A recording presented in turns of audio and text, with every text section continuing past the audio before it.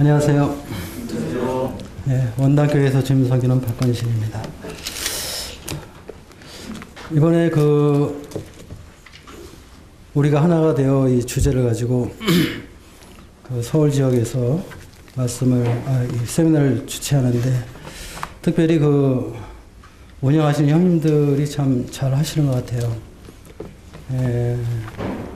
강사로 선정된 분들에게 이번에 이 주제를 가지고 하게 된 취지 설명을 분명하게 이렇게 말씀해 주시고, 그 다음에 소주제에 대한 4시간의 주제도 분명하게 이렇게 말씀해 주시고, 그리고 주최 측에서 원하는 취지가 무엇인가를 정확하게 이렇게 강사들에게 통보를 하셔서 말씀 준비하는데 상당히 큰 도움이 됐습니다.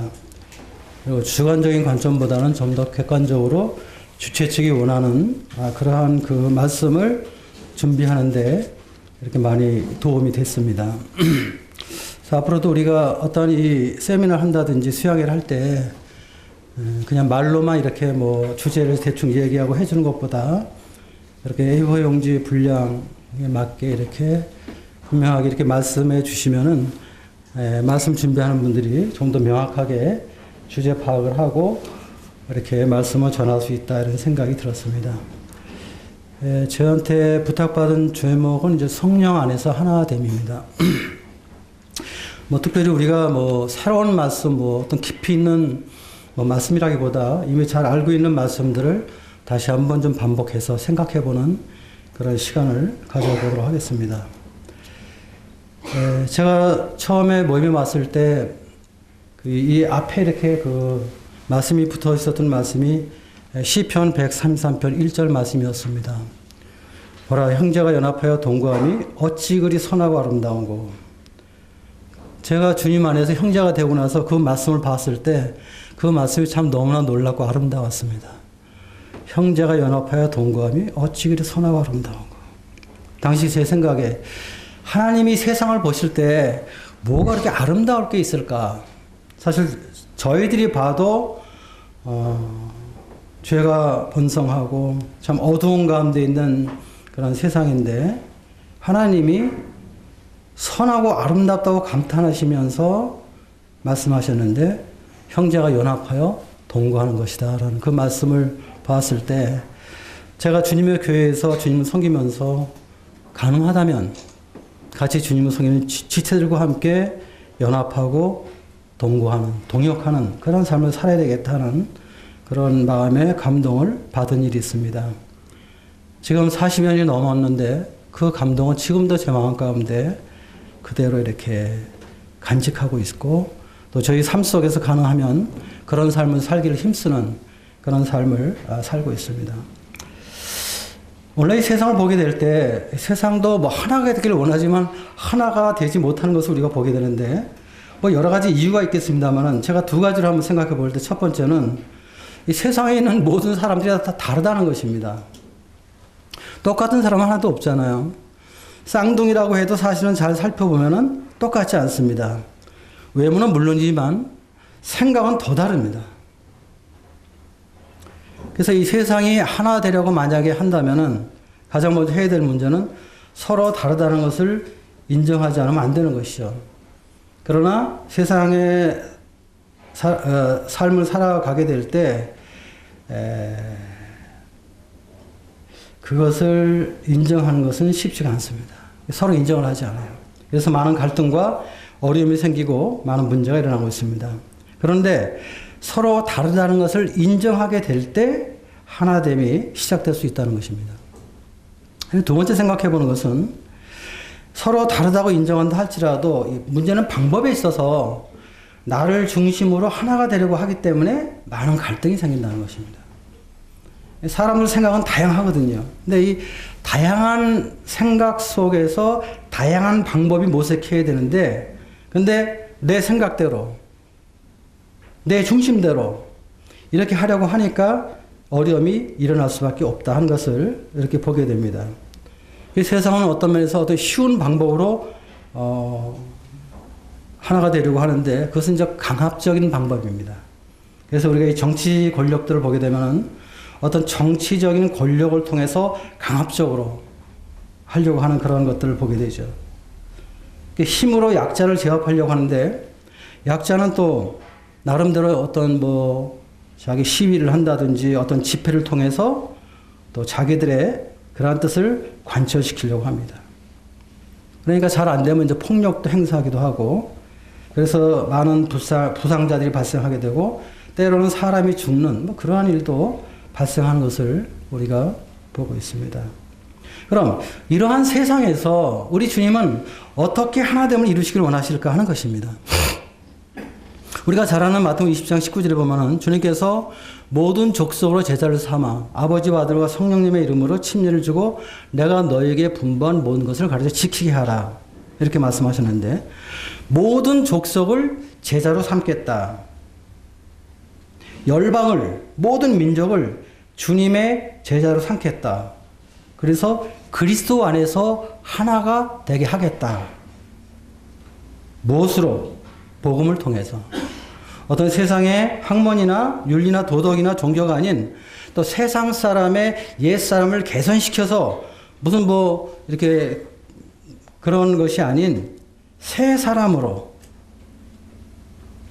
복음의 능력을 통해서 새 사람으로 사도 바울은 고린도후서 5장 17절에서 누구든지 그리스도 안에 있으면 새로운 피조물이라. 이전 것은 지나갔으니 보라 새 것이 되었다. 그리스도 안에서 새 것으로서의 하나됨을 주님 원하신다는 것이죠. 사도 바울 같은 경우는 우리가 잘 아는 대로 복음을 대적했던 사람이지 않습니까? 하나님의 길을 핍박했던 그런 사람이었습니다. 그러나 그가 다메섹으로 가는 도중에 주님을 만나 뵙게 되고 그는 하나님의 종이 되었습니다. 그래서 우리가 잘 아는 대로 1차, 2차, 3차 전도 여행을 통해서 각처에 많은 교회를 세웠습니다. 바울은 그리스도 안에서 새로운 사람이 되었기 때문에 새로운 피조물이 되었기 때문에 완전히 변화되었기 때문에 그러한 사역을 할 수가 있었던 것이죠. 예수님 만나고 다른 사람이 되었다는 것입니다. 근데 이 복음이 선포됐을 때 그럼 복음 안에서 어떠한 역사가 있기 때문에 이런 일이 있을까 하는 것입니다. 우리 말씀 한 구절 보겠습니다. 고린도전서 12장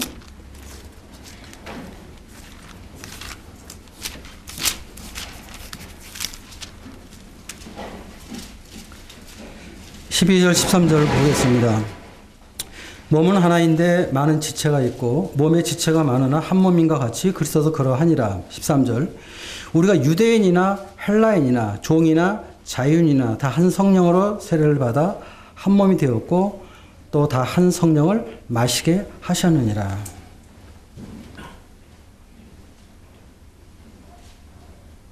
이 새로운 피조물은 복음 안에서 새롭게 되는데 그것은 복음이 선포될 때 성령 하나님께서 역사함으로 그리스도와 연합됨으로 하나가 될 수 있다는 것입니다. 사도 바울은 12장 13절에서 하나 될 수 없는 사람들을 말하고 있습니다. 유대인과 헬라인, 하나 될 수 없는 사람들이잖아요. 유대인은 하나님의 법을 지키는 사람이고 헬라인은 하나님의 법을 안 지키는 사람들이고 유대인들은 택함 받은 사람들이고 헬라인들은 그래서 밖에 있는 사람들이고 그래서 유대인들은 선택받은 유대인들은 헬라인들 이런 이방인들을 개처럼 짐승처럼 여겼어요. 그러니까 이방인들은 또 이런 유대인들에 대한 적개심을 가지고 그러니까 하나 될 수 없는 사람들입니다. 종이나 자유인 이 주인과 종들도 하나가 될 수 없죠. 그렇죠? 주인은 사람이지만 종은 사람이지만 사람이 아니에요. 물건입니다. 물건. 그 시대는 그랬잖아요.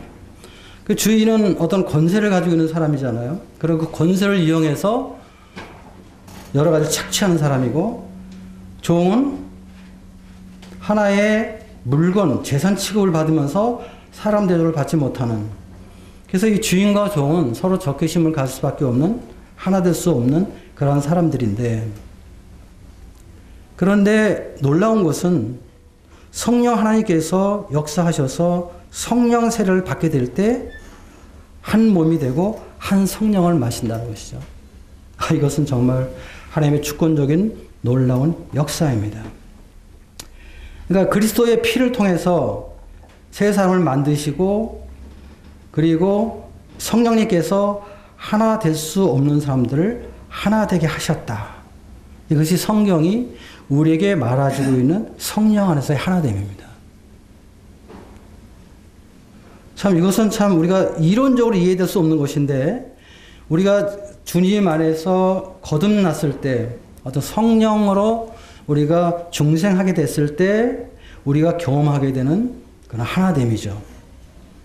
우리는 아침에 그런 말씀이 있었습니다만은 뭐 처음 보는 사람도 주님 안에서 우리가 형제로서 서로 교제할 수 있는 전 세계 어디를 가도 그리스도 안에 있는 사람을 만나게 될 때 형제로서 그리스도 안에 하나됨으로써의 사귐을 나눌 수 있는 놀라운 특권.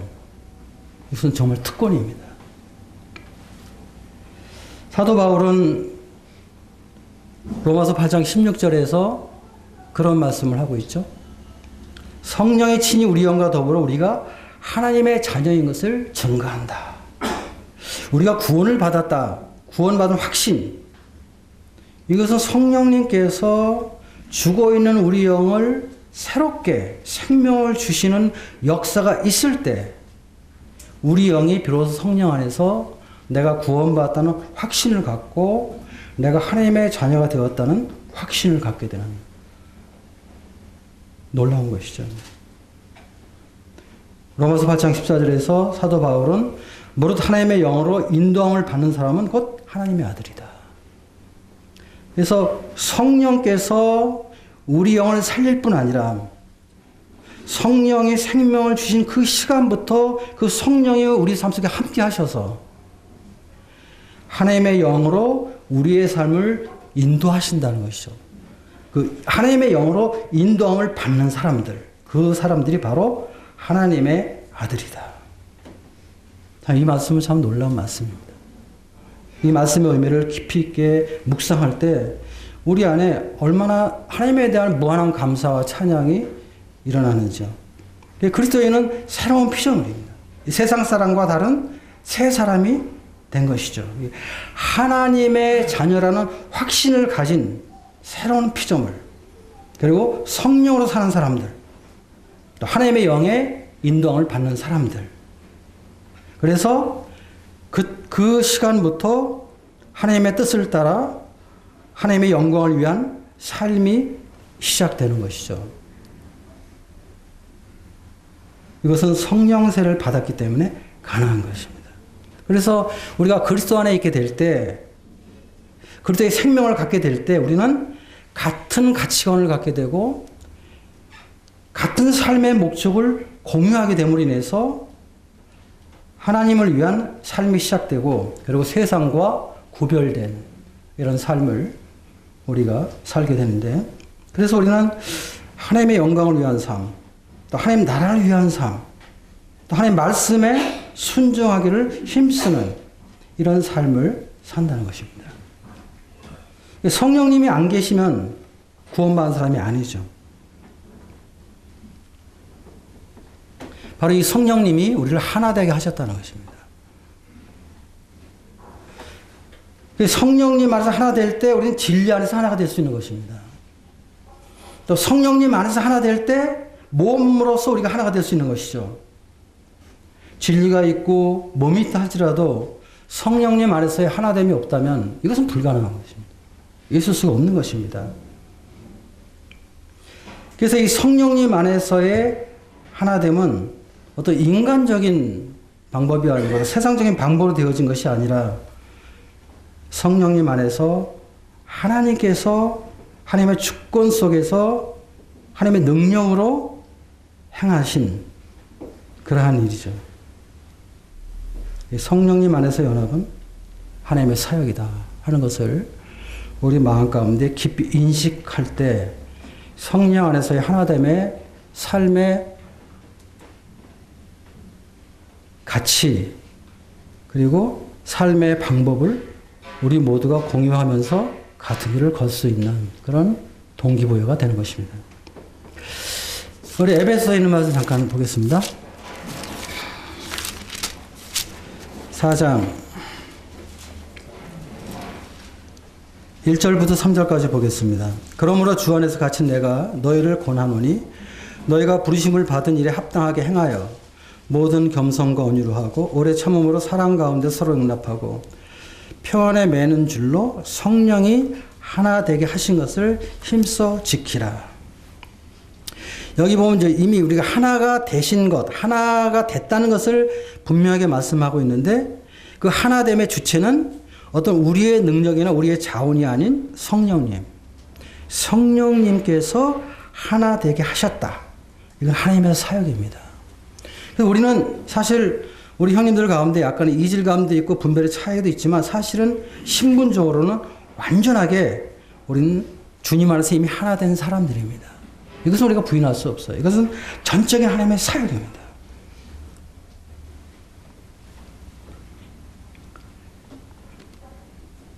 그런데 이 성령님이 하나 되게 하신 것을 힘써 지키라. 힘써 지키는 것. 이것은 우리의 사역입니다. 힘써 지키는 것은. 아침에도 그런 말씀 들었습니다만은 이 하나 된 것을 힘써 지키는 것은 저절로 되는 것은 아니다. 이런 말씀을 하셨는데 그렇죠. 여기서 힘써 지키라고 말씀한 것을 보면 이건 구원받았다고 해서 영생을 얻었다고 해서 저절로 되는 그런 것은 아닌 것을 우리가 보게 됩니다. 신분적으로는 완전히 하나 됐고 그 신분은 절대 불변이지만 상태적으로 우리가 이 하나됨을 지키는 것은 저절로 되지는 않는다는 것입니다. 이거는 우리가 힘써 지킬 필요가 있다는 것입니다. 성령 하나님께서 하나 되게 하신 것은 절대 불변이지만 그러나 이 사람의 사역은 다르다는 것입니다. 즉 실행하는 과정에서의 방법은 더 다를 수가 있죠. 또 생각과 분별은 다양할 수가 있습니다. 그런데 문제는 이 다양한 모습과 생각 때문에 이 하나됨을 지키지 못하는 경우가 우리 가운데 너무 많다는 것이에요. 진리는 불변이지만 그러나 사람의 생각과 분별은 얼마든지 변할 수 있는 것이거든요. 분별은 진리가 아닙니다. 그런데 우리가 이 분별을 또 우리 개인의 생각을 지나치게 주장한다든지 고집하게 될 때 우리는 어렵게 되는 것입니다. 하나된, 신분적으로 하나된 것을 상태 속에서 하나됨을 지키지 못하는 이러한 문제들이 종종 일어날 수가 있다는 것입니다. 그리고 어떤 분들은 이 분별을 갖다가 또 자기의 생각을 갖다가 어떤 진리처럼 주장하는 것입니다. 진리처럼. 진리에 적용을 시키는 것이기 때문에. 그래서 우리가 하나됨에 있어서 종종 어려움이 되는 그런 문제들이 나타나는 것을 보게 됩니다. 그럼 하나됨의 실제에 있어서 우리가 생각해 볼 때 장애가 되는 문제들이 무엇일까? 여러 가지가 있겠습니다. 근데 주최 측에서 몇 가지 제안한 그런 것들을 제가 참고를 해서 4가지로 한번 이렇게 생각을 해봤습니다. 첫 번째, 우리가 이 성도 영접에 대한 문제를 좀 생각해 볼 필요가 있습니다. 우리 물론 침례 상담을 하죠. 또 나름대로 우리는 각 지역계의 형제님들이 이렇게 분별을 하고 계십니다. 물론 우리는 모든 사람을 영접할 때 이 생명을 근거로 영접한다는 이런 놀라운 말씀의 원리를 우리 모두가 공유하고 있습니다. 그래서 하나님의 교회가 어떤 사람을 성도로 영접하게 될 때 그 사람의 구원의 유무를 정확히 분별하면서 영접하는 것은 아주 대단히 중요하다는 것입니다. 이것은 하나됨을 지키는 데 있어서 가장 기본적이면서도 가장 중요한 그런 것이죠. 우리가 창세기 1장에 보게 되면 이 3절에 보면 그 빛을 하나님께서 만드시죠. 그래서 이제 빛과 어둠을 분리하는. 첫째 날 사역은 빛과 어둠을 분리하는 것입니다.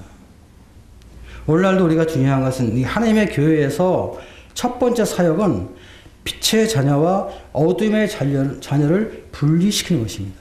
분리시키는 것. 오늘날 기독교회는 이 문제에 실패했죠. 구원받은 성도와 구원받지 않은 사람이 구분되지 못하고 그저 예수님 믿는다고 그러면 다 영접하게 되니까 그러니까 혼합되어 있는 이러한 기독교계의 모습을 우리가 보게 됩니다. 어떤 학자는 말하기를 20세기 기독교의 최대의 실패는 그리스도인과 비그리스도인을 구분하지 못한 것이다라고 말했습니다. 그러므로 영적 성장을 위해서 도와줄 사람과 복음을 전해야 할 사람이 누구인지 모르게 되었다. 이것이 오늘날 기독교계의 실정이에요. 모두가 성도예요. 모두가. 입으로 고백하면은 물론 우리가 하나님처럼 완전하게 영혼들을 분별할 수 있는 것은 아니죠. 마음을 들여다보고 고백하는 믿음의 진정성을 우리가 하나님처럼 완전히 판단할 수는 없죠. 그러나 우리가 회심한 사람들이 그 자기 자신의 간증을 이야기할 때, 또 삶을 말할 때, 우린 그러한 고백 속에서 이 사람이 정말 생명이 있는 사람인가 없는 사람인가, 또 이 사람 안에 성령님이 계신가 안 계신가를 분별할 수 있는 것이죠. 그리고 또 그들의 열매로 이 사람이 참 구원자인가 아닌가를 알 수 있는 것이죠. 주님이 마태복음 7장 16절 이하에서 이렇게 말씀하시는 것이죠. 좋은 나무마다 아름다운 열매를 맺고 못된 나무는 나쁜 열매를 맺는다. 그래서 그들의 열매로 그들을 알 수 있다. 이렇게 말하고 있습니다.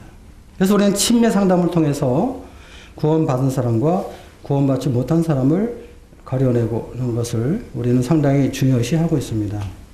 그래서 우리가 믿는다고 해서 구원받았다고 다 입으로 신한다고 해서 다 구원받은 사람을 인정하진 않잖아요. 기성교회처럼 세례문답 공부하고 그 다음에 세례 주는 그러한 어떤 의식적인 종교적인 그러한 것은 주님의 교회 안에서 행하지 않고 있잖아요. 근데 그럼에도 불구하고 요즘에 우리 가운데 어려운 것은 모임의 분별에 대한 의구심을 우리가 우리 마음속에 가지고 있다는 것입니다.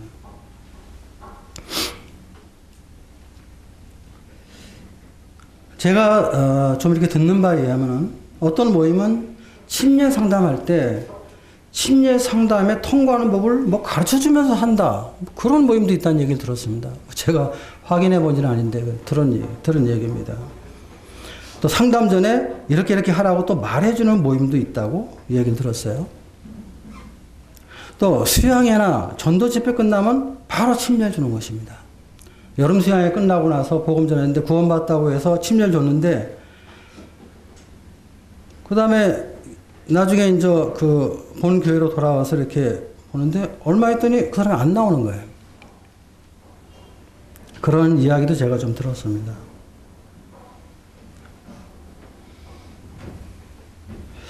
그리고 어떤 사람들은 침례 받기 전까지 열심히 있다가 침례 받고 나서 안 나온 사람들도 있다. 이런 얘기도 들립니다.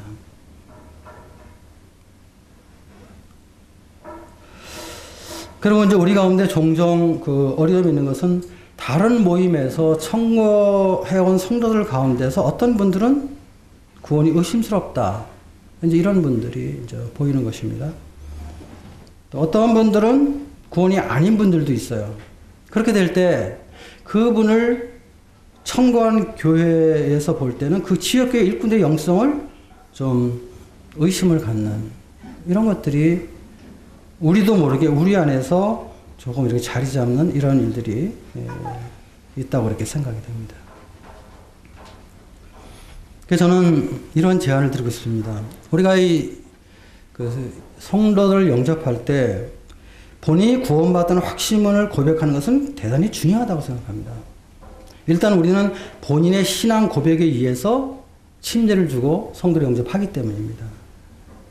그런데 우리가 그러한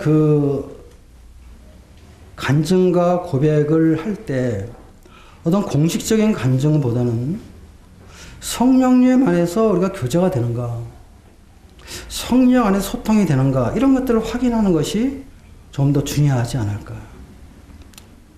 그래서 예를 들어서 무슨 말씀으로 구원받았냐, 몇 월 며칠 날 구원받았냐, 물론 이런 거 필요하지만 그러나 그런 것이 없다고 해서 또 어떤 분들은 또 구원이 아니라고 또 이렇게 이야기하는 분들도 계세요. 말씀이 없으면 구원이 아니라고 또 이렇게 이야기를 하고, 또 구원받은 나를 모르면 또 구원이 아니라고 이렇게 말씀하는 분들도 과거에 계셨어요. 물론 그런 형식도 물론 중요하겠지만 더 중요한 것은 간증을 통해서 또 간증을 두고 서로 이렇게 이제 문답을 하면서 교제하게 될 때 정말 교제가 되는지, 정말 성령 안에서 내 안에 거하는 성령과 구원받았다는 저 사람 안에 있는 성령과의 소통이 되는가 하는 것을 우리가 분별하는 것은 참 중요하지 않나. 이런 부분들이 우리가 더 중요하다. 이런 생각을 좀 해보게 되고. 그 다음에 이 침례를 너무 빨리 주는 그런 문제들. 종종 그 모임에 이렇게 어떤 모임들을 보게 되면 너무 빨리 주는 거예요. 침례를. 물론 성경에 보면은 구원받으면 바로 침례를 줘야죠. 맞죠? 근데 이제 오늘 우리가 사는 이 시대는 우리가 참 그렇게 구원받은 것을 바로 눈에 띄게 분별할 수 있는 그런 그 영적 환경이 아니기 때문에 사실은 좀 시간이 필요하다고 좀 생각합니다. 그래서 적어도 한 6개월 내지 좀 1년 정도 두고 보면서 그 사람의 고백과 함께 어떤 삶을 좀 보는, 물론 삶이 구원의 조건은 아닐지라도 어떤 삶의 변화, 어떤 삶의 모습을 우리가 좀 보고 나서 침례를 주는, 그래서 좀 더 확실한 그런 간증과 어떤 삶의 모습 속에서 침례에 순복하게 하는 이런 것이 필요하지 않을까. 좀 침례를 좀 서두르지 않고 좀 더 신중히 우리가 줘야 되지 않을까. 이런 생각을 해봅니다. 저희 원당교회도 이제 뭐 이렇게 많이 선거해서 온 분들은 많이 계시는 않은데요. 근데 저희 모임에서도 몇 분 오셨는데 어떤 분들은 구원이 아닌 것이 분명히 드러나셨어요. 이제 이 지방에서 어느 모친이 오셨는데 물론 저 구원받은 성도님으로 청구를 하셔서 오셨습니다. 근데 그분이 모임에서 원당교회에서 같이 생활하면서 예수나 석가나 뭐 똑같이 뭐 믿는 건 같다 이제 이런 얘기를 하신 거예요. 근데 이 침례를 준 거예요. 그 보니까 이제 아니세요. 이제 본인도 시인하시게 됐죠. 그리고 또 어떤 분은 그 믿었다고 이제 이렇게 말씀을 개인 상담을 교제를 하고 나서 믿었다고 하니까 침례를 받으라고 해서 받았대요. 근데 솔직히 나는 구원, 천국 갈 확신은 없습니다. 이렇게 또 이야기를 하시는 거예요. 이렇게 될 때 이제 제 마음감에 좀 어려움이 있는 거예요. 그래서 청거하신 그 상대 쪽의 그 교회에 대해서 이건 객관적으로 볼 때 아닌데 왜 이렇게, 물론 이제 그 당시는 뭐 이제 구원받은 기쁨도 있고 뭐 이래서 이제 주셨겠죠. 근데 어쨌든 이제 저희들이 영접하는 입장에서 같이 생활하면서 볼 때는 아니란 말입니다. 이런 경우가 좀 있었고, 또 어떤 모임에서는 이런 경우도 있었습니다. 어느 형제 부부를 청구를 했는데 저한테 거기 사역하는 형제님이 전화하시기를 이분들 우리가 침례를 줬는데 우리가 초기에 개척하면서 좀 우리가 좀 실수를 한 것 같다. 그래서 좀 불확실하다. 사전에 이렇게 또 이렇게 저희 정보를 주신 그런 분들도 계세요. 차라리 그런 것들은 낫죠. 그런 것들은. 근데 이제 분명히 이렇게 청구를 해 주셨는데 정말 너무나 분명히 아닌 분들이 이렇게 나타나게 될 때, 이게 이제 이 상대 모임에 대한 어떤 그 신뢰감, 또 어떤 영적인 분별력에 대한 의구심, 이런 것들이 마음속에서 좀 생기는 그런 것들이 있고, 이런 부분들에 대해서 우리가 좀 더 신중하게 대처하지 않으면 성령님 안에서 하나됨을 지키는 데 있어서 장애가 된다는 것입니다. 이런 부분들이. 그래서 침례는 참 서두르지 말고 신중히 참 줘야 된다 하는 것을 강조하고 싶습니다. 그 다음에 두 번째 생각해보는 것은 이제 성도 청거에 대한 문제인데, 과거에 우리가 지역교회에서 어느 성도를 청거할 때 우리는 절대적으로 신뢰했죠.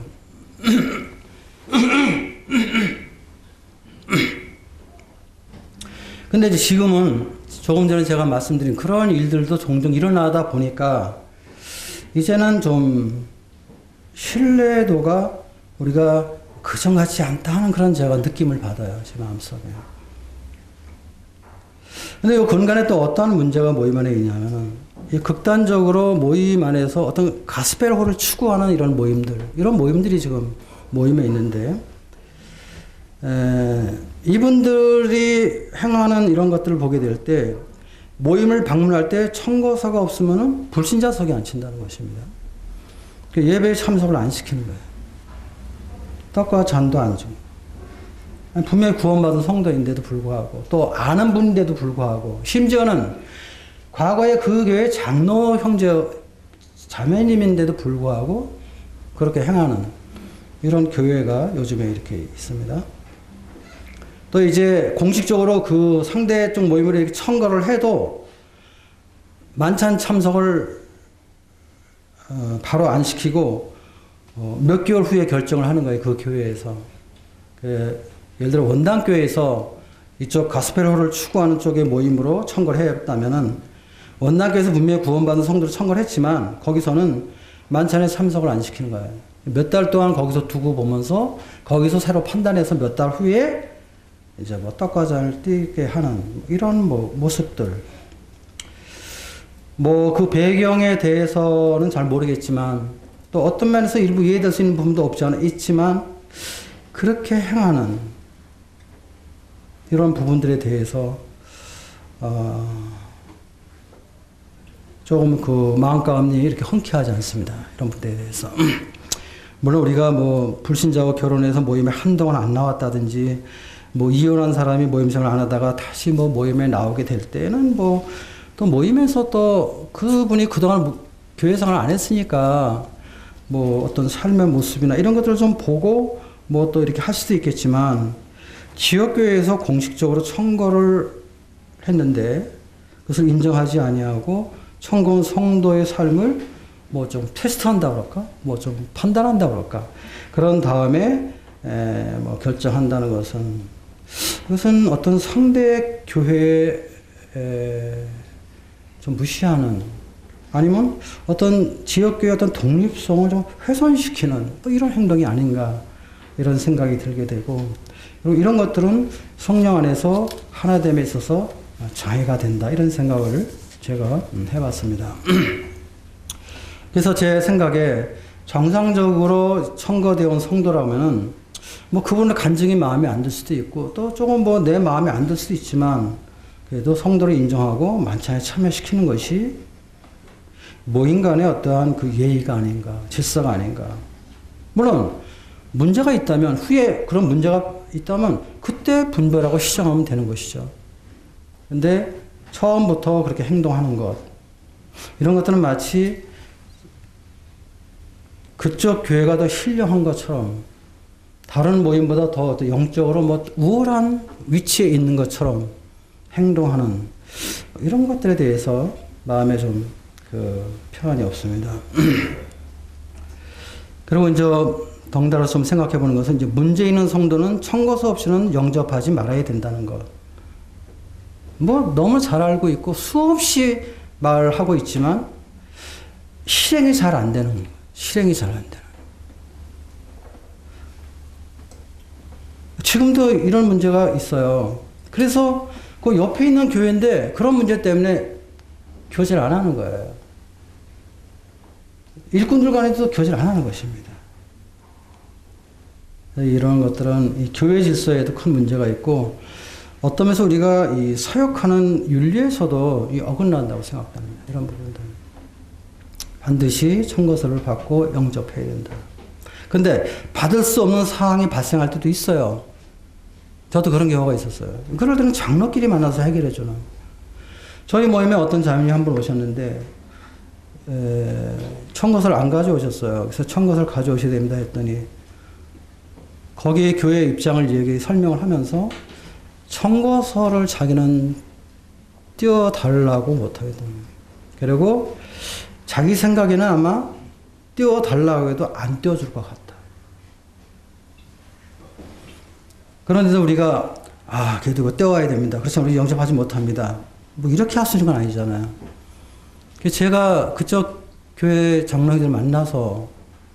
이쪽 자매의 입장을 이야기를 하고 상황을 쭉 설명을 드렸어요. 그러니까 그 형제님이 영접하십시오. 저희가 지금 교회적으로 좀 어려워서 신경을 못 쓰지만 영접하셔도 좋습니다. 이렇게 허락을 받았거든요. 그분이 그걸 제가 해결해 줬을 때 그분이 저에서 얼마나 감사했는지 몰라요. 당연한 일인데도 불구하고 그렇게 해 줄 줄은 몰랐었다는 거예요. 그래서 자기는 청구서 계속 떼오라 그러면 뭐 교파로 가야 되겠다. 이렇게 이제 생각을 했었는데, 이제 그런 분들도 있었습니다. 그 다음에 이제 개척 과정에 관한 문제 좀, 요즘에 이제 그 모임에서 이제 모임 역사를 편찬하고 있는데, 제가 뭐 옵서버로 가끔 참석을 하고 있습니다. 근데 이제 각 모임에 이제 그 개척된 그런 과정들, 역사적인 것들을 자료 제출을 하는데, 어떤 모임들은 그걸 내는데 꺼려 하는 거예요. 어떤 교회들이냐 하면은, 개척 과정에서 문제가 있었던 교회들, 좀 어려움이 있었던 그런 교회들. 그래서 모임의 역사를 편찬해 그런 것들을 기술을 할까봐 하는 어떤 마음의 뭐 불안이라 그럴까, 뭐 이런 염려, 뭐 이런 것 때문에 그 미루기도 하고 뭐 그런 모임들이 있었다는 얘기를 제가 들은 일이 있습니다. 이제 모임에 지금 약 230여 개의 모임의 개척 과정을 보면은 물론 성경적인 개척 과정을 가지고 개척된 모임도 있지만 또 어떤 모임들은 이제 갈등 가운데 개척된 모임들도 있고 또 어떤 모임들은 이제 아주 비성경적인 방법으로 나오는 그런 경우도 있습니다. 물론 어쨌든 뭐 하나님의 주권 속에서 뭐 여러 가지로 주님이 허용되었다고 생각되지만 그래서 이제 비성경적으로 나온 그런 모임들은 이제 추인 과정이 있잖아요. 이제 나오긴 나왔는데 교체가 안 되니까. 그러니까 이제 청거를 하기 위해서 여러 가지 뭐 과정들이 있는데 그런 가운데서도 과거에 보면 비성경적인 그런 것들이 모임에 있었죠. 뭐 여기서 이야기하지는 않겠습니다. 그리고 너무 가까운 것에 이제 개척함으로 부담되는 그런 경우도 있고 또 어떤 면에서는 자질이 없는데 개인적으로 소명을 받았다고 그래서 이렇게 뭐 나오는 이런 뭐 일도 있고 그랬죠. 근데 요즘에는 또 그런 분들도 거의 없어졌죠. 개척 환경이 너무 어려우니까 지금. 그러니까 이제 그렇게 이야기하는 분들도 거의 없고, 현재 모임은 개척되는 일들이 거의 없습니다. 이제 모임이. 지금 모임 아주 정체 중이라고 이렇게 생각이 듭니다. 근데 이런 가운데서 우리가 어떻게 해야 될까? 저는 초기에 구원받고 나서 모임이 개척됐을 때 보면 뭐 어떤 사람이 소명받고 나가는 뭐 그런 엉뚱한 일도 혹 있었지만 대부분 모임에서는 이 가정복음 집회를 했거든요. 가정 집회. 어느 지역에 이제 가정을 개방해서 복음 집회를 하는 것입니다. 그렇게 해서 그쪽에 계속 주님께서 은혜를 베푸셔서 구원의 역사가 있게 되면 나중에 이렇게 개척을 해서 모임에서 청걸해서 이제 개척하는 이런 것들이 모임의 그 개척의 방법이었습니다.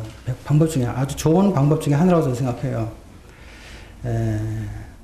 뭐 요즘에 이제 세일교회가 이렇게 뭐 들어오고 뭐 그래서 모임에서도 그런 데 미혹된 사람들이 있었지만 사실 그 세일이라는 게 사실은 그러한 그 가정 집회예요. 사실은 어떤 면에서는 세일의 기초가 모임에서 놓여진 거는 마찬가지입니다. 물론 방법론에 있어서는 좀 문제가 많이 있지만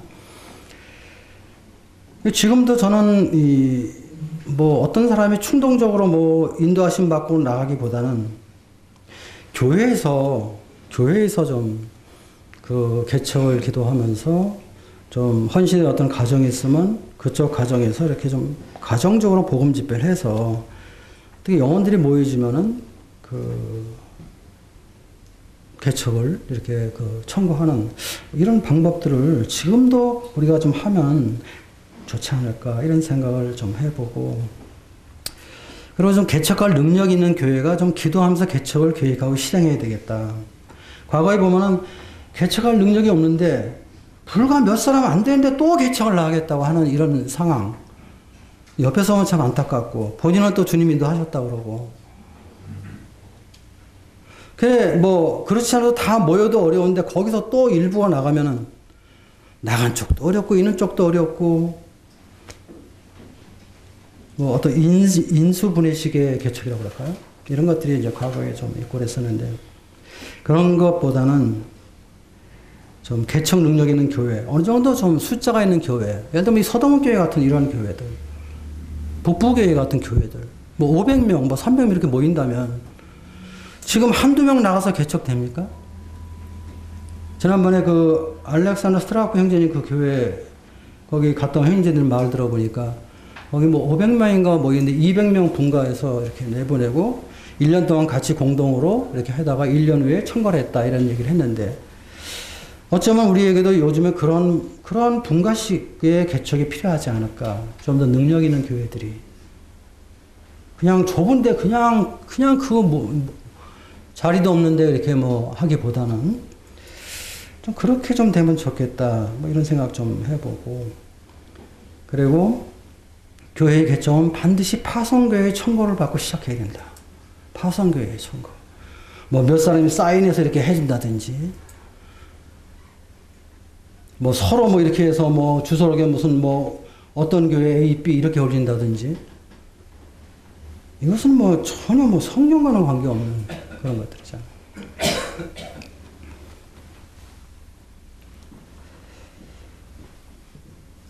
그 다음에 이제 이 특별 집회 때 그 말씀 분별의 다름으로 인한 그런 문제들.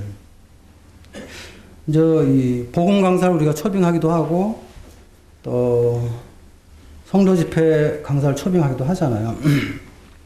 근데 이제 어떤 때 복음 전하는 분들 보면은 사실 문맥과 안 맞는 말씀을 이렇게 전하실 때가 저도 이렇게 좀 볼 때가 있었어요.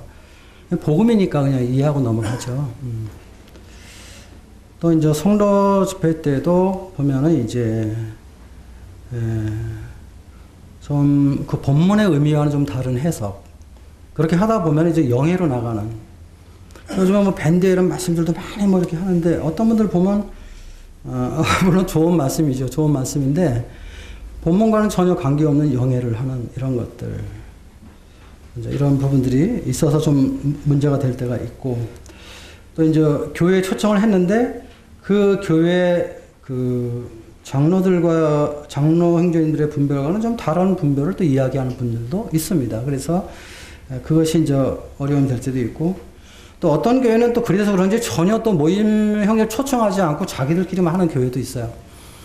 독립교회 같아요. 모임 안에 있었는데 모임 안에 있는 독립교회 같아요. 그런 교회도 있는데, 근데 제가 볼 때 이 정상적인 교제권에 있는 일꾼들은 분별의 차이가 있어도 큰 문제는 없다고 생각이 됩니다. 왜냐하면 뭐 교리적인 문제 있는 것은 거의 없거든요. 다만 해석적인 문제가 있을 수 있고, 그리고 이제 어떤 그 분별이나 생각의 차이가 있을 수 있는데, 근데 교제권에 있는 분들은 큰 문제가 안 된다고 생각이 되는데, 문제는 비교제권에 있는 일꾼들이 올 때는 어려움을 준다는 것입니다. 비교제권에 있는 분들. 특별히 그 선명성을 강조하는 분들. 우리가 모임 중에 모임이고 대다수의 모임들은 지금 변질돼 가고 있고 지금 교파화돼 가고 있고 세속화돼 가고 있다.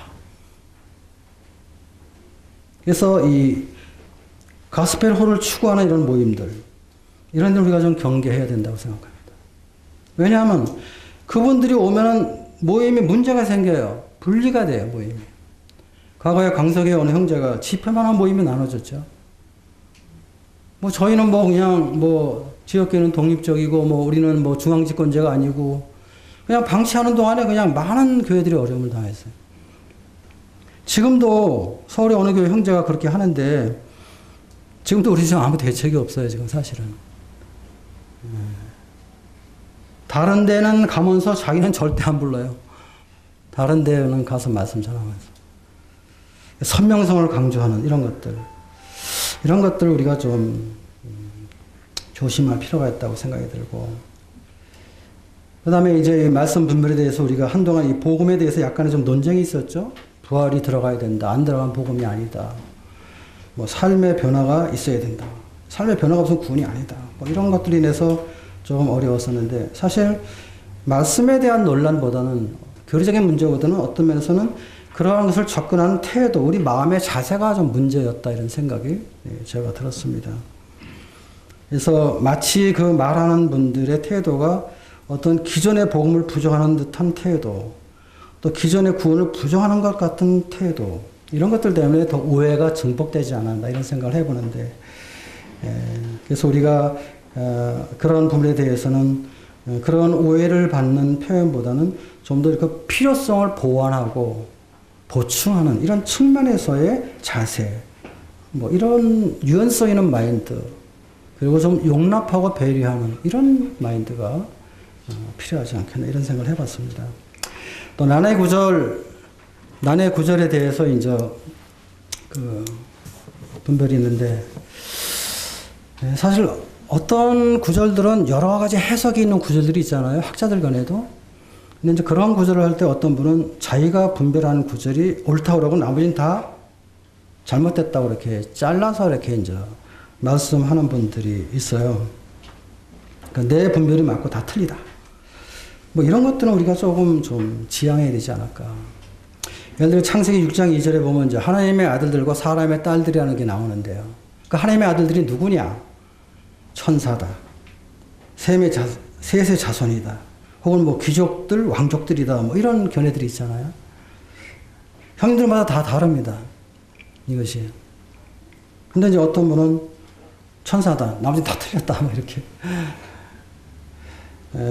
이야기하는데. 근데 이렇게 학자들 간에도 분별이 난무한 것들은 뭐 이러이러한 구절들이 있는데 나는 이 부분이 가장 성경적이라고 분별한다. 뭐 이렇게 우리가 이야기하는 이런 좀 유연적인 그런 태도가 필요하지 않을까 이런 생각을 좀 해봤습니다. 그냥 무자르시 딱 잘라서 이거는 잘못됐고 이것만이 옳다. 그러니까 성도들이 혼란을 갖는 거예요. 혼란을. 시간이 됐기 때문에 마쳐야 될 것 같습니다. 결론적으로 제가 말씀드리고 싶은 것은 우리가 이 성령 안에서 하나님을 지키기 위해서는 분별의 차이를 좀 인정할 필요가 있다. 물론 진리는 변할 수 없는 것입니다. 진리는 반드시 우리가 순종해야 되는 것이죠. 그러나 성경에 명시되지 않은 것은 지역교회들의 어떤 장로 형제님들의 다양한 분별 가운데서 할 수도 있고 안 할 수도 있는 것이죠. 우리가 다 똑같이 해야 되고 다 똑같이 안 해야 되고 그래야 교회가 하나다. 뭐 그런 것은 아니라는 것을 우리가 잘 알고 있지 않습니까? 그리고 성경은 우리가 성경적이냐 아니냐 이런 얘기를 많이 하시는데 성경에 그게 있냐 없냐 뭐 이런 얘기를 하면서 히트하이가 성경에 어디 있냐 이런 얘기. 사실 뭐 주일학교도 성경이 없잖아요. 그렇게 얘기한다면. 근데 사실 성경은 어떤 원리에 대해서 분명하게 기록하고 있지 어떤 방법론에 대해서 이렇게 상세하게 많은 부분 기록하고 있지는 않습니다. 방법에 대해서는 약간 이렇게 나와 있지. 방법에 대해서는 거의 기록이 없어요. 원리를 기록한 책이기 때문에. 그래서 우리가 실행 과정에서 어떤 분별의 차이를 인정할 필요가 있고, 물론 이 분별의 차이는 생각의 차이고 방법의 차이입니다. 뭐 진리의 차이라고 얘기하는 것은 아니죠. 분별의 차이는 틀린 것이 아니고 다른 것이다. 다른 것이다. 근데 이 다른 것을 틀린 것으로 생각하고 또 이 분별의 차이를 진리의 차이로 생각할 때는 우리가 하나됨을 지키기는 참 어렵다. 이렇게 말씀을 드리고 싶습니다. 그래서 우리가 하나됨을 지키기 위해서는 다른 것들을 인정해 주면서 다양한 모습으로 주님을 섬길 수 있는 좀 더 유연하고 좀 배려할 수 있는 그런 마인드가 필요하다. 이렇게 말씀드리고 싶고요. 두 번째는 나를 중심으로 또는 내 생각으로 하나가 되려고 하면 안 된다는 것입니다. 근데 저부터도 제 생각대로 하고 싶어요. 또 제 중심적으로 하고 싶어요. 그런 게 저희 죄성에 항상 도사리고 있어요. 우리가 이런 부분들을 잘 경계하지 않으면 지금 넘어가는데 이런 것도 우리가 좀 조심할 필요가 있다. 사도행전 15장 36절 이하에 보면 이제 바울과 바나바가 2차 전도 여행 때 그 갈라지는 것을 보게 되잖아요. 뭐 그때 뭐 바울과 바나바가 진리 문제로 갈라졌습니까? 뭐 무슨 뭐 변질된 말씀 때문에 갈라졌습니까? 분별의 차이였어요. 생각의 차이였습니다. 근데 나뉘어졌잖아요. 어쨌든 그 부분은 좀 아쉽습니다. 왜냐하면 바울과 바나바는 정말 이상적인 동역을 했던 분들이거든요.